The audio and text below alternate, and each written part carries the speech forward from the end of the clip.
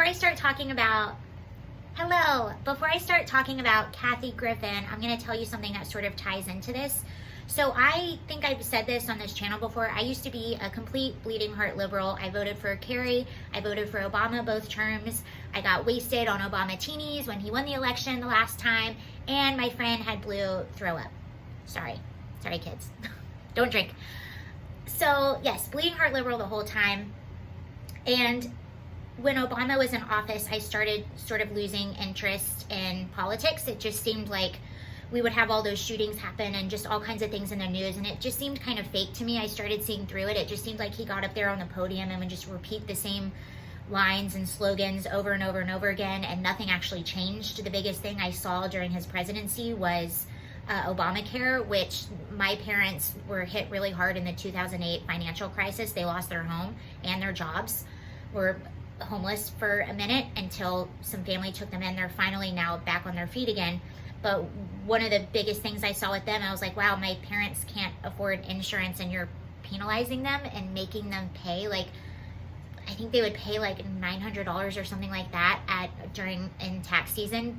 So they were being penalized for being poor.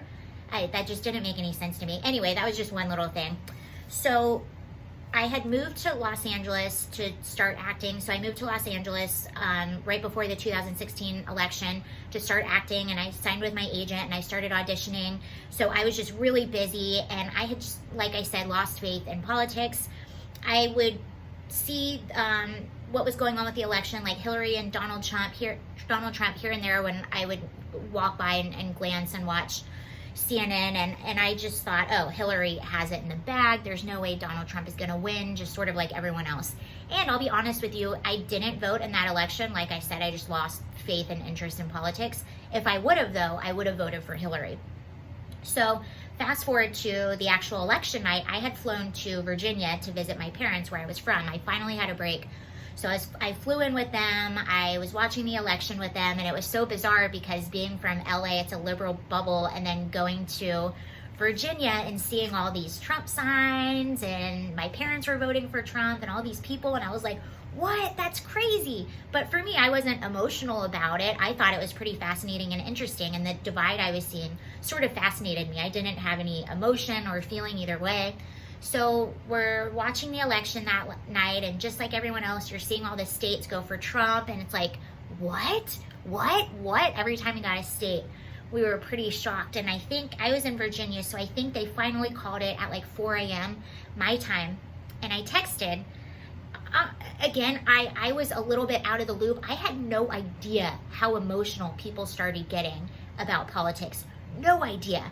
So that night I texted my best friend. We were both up kind of texting back and forth, waiting to see who was going to win the election and when they were going to call it, and if it was going to be Donald Trump. So they called Donald Trump. And for someone that lost their interest in politics and to see an upset like that, even me being what I would consider a liberal at the time, come to find I had more conservative ideas, but at the time I still considered myself a liberal. I still found it fascinating and kind of interesting and kind of cool that we could have such a big upset. I was sort of reinvigorated by that. So I text my friend Katie, who's been my friend. I'm 35. We've been friends since we were 5. We've been friends for 30 years. My rock of a best friend. I text her and I was like, I see that Donald Trump wins, and I start seeing the reaction online and in the media, and I texted her and I said, wow, people are really emotional about this. This is pretty insane. And what I get back is one of the moments that red pilled me, and I'm sorry, but I'm gonna get into Kathy Griffen right now. She texted back about a novel, one of those like epically long text messages that probably shouldn't even be into one anyway, about how people are just having an emotional reaction and they're entitled to it, and how Donald Trump is a Nazi and this and that and this. And I read the whole thing and I was like, hold the phone. What?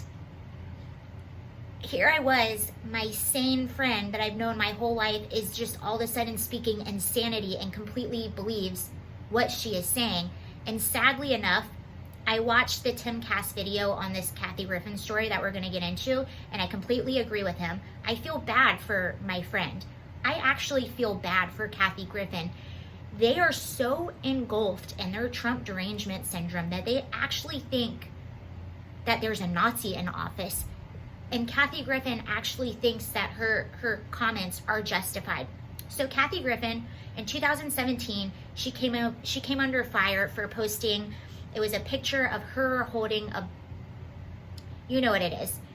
And it could have been seen as a death threat or anything like that. Now, I have always known, as I'm pretty sure you guys have, you do not mess around with certain things and the president. You don't even mention it. You don't say it, because as soon as you do, the Secret Service is going to be knocking at your door. I have always known this. It's the same for every single president, because people do try to presidents. I'm sorry, I'm being very careful with what I'm saying, but you know what I mean. This is a new channel. I don't know what I can get away with and what I can't. You don't mess around with that. And that's not Donald Trump. Like I said, that's every president in all of history. That's just something you know. So she did this really gruesome, just distasteful photo of President Trump. She was trying to be cute or funny or make a thing. I don't know, or be relevant. Who knows? So she posted it, and then she gets a little knock knock from the Secret Service. And then she goes on to have this press conference saying, oh, I'm a victim and Donald Trump is targeting me and they're investigating me. No, that's true for everyone, Kathy Griffen. And I actually don't think Donald Trump really cares that much. And he probably had nothing to do with them going and investigating. That's just protocol. That's what you do. And yes, people get thrown into jail for making threats against the president. You don't do it. So she had this whole press conference where she was, oh, I'm a huge victim and he's targeting me, this and that. First of all, Kathy Griffen is not a victim. She is a famous comedian, probably in the top 1% of everyone in the whole world. And I'm sorry, but to make it in Hollywood, that is almost impossible. If you made it in Hollywood, hands down to you, you just won the lottery. That is basically almost impossible. What you see on TV and in movies is just a small little tip of the iceberg of the actors that are in LA trying to make it, actors and comedians. So she does that. Well, now she's back in the news. So Trump, what I believe was a joking comment, Trump made a joking comment when they were asking him about the hydroxychloroquine and stuff like that. And so let's read. This is from Fox News. Kathy Griffen suggests Trump should take a syringe filled with nothing but air. And if you know, if somebody pumps air into your bloodstream, that could be fatal. You can't have air bubbles and stuff like that. So she makes another comment, basically joking about the Donald Trump's death or whatever. Kathy Griffen was called out on Twitter Tuesday after suggesting that President Trump should take away an empty syringe with nothing but air. As first reported by the Washington Examiner, Griffen had a graphic response to remarks President Trump made at the White House event dedicated to seniors suffering from diabetes, where he jokingly asked if he should be on insulin, making a joke, as he does. So, Kathy Griffen reacts with, syringe with nothing but air inside would do the trick. F Trump, she reacted on Twitter. Classy. Griffen later doubled down on her tweet, responding to a tweet from the Examiner that noted the insertion of an air-filled syringe could be fatal. I sure did, effer. Hashtag Trump lied, people died. Wow. So Kathy Griffen, I guess, did not learn her message from the first time and is now sort of doubling back on this response. And again, I completely agree with Tim. This is a product of, she actually thinks that she is justified in what she's saying, and she thinks she's right. She is so blinded by her derangement and by her hatred of Trump and probably the crazy stuff, the crazy biased media stuff that she sees on the internet, that she thinks she's justified. She thinks that her opinion is the opinion that most of us have, when in fact she's actually wrong. Most people do not have this opinion. This is crazy. This is radical. And my camera just died. And you know, Kathy Griffen, again, you are not a victim. And you know, the first time when she posted that photo in 2017, it basically ended her career. She was fired from CNN. She does the New Year's Eve show with Anderson Cooper. She had tons of tour dates that were basically canceled. People didn't want to book her for a really long time. She has since been able to come back a little bit. And she sort of like blamed the whole thing on Trump and played the victim card. I don't think it was that at all. I just think people were like, that's, ew, that's gross and it's not funny. And you could kind of tell it was sort of just a thing to maybe be relevant again, but it was just in poor taste. And it was gross. The market decided they didn't like what you put out, so they were like, I don't want anything to do with you anymore.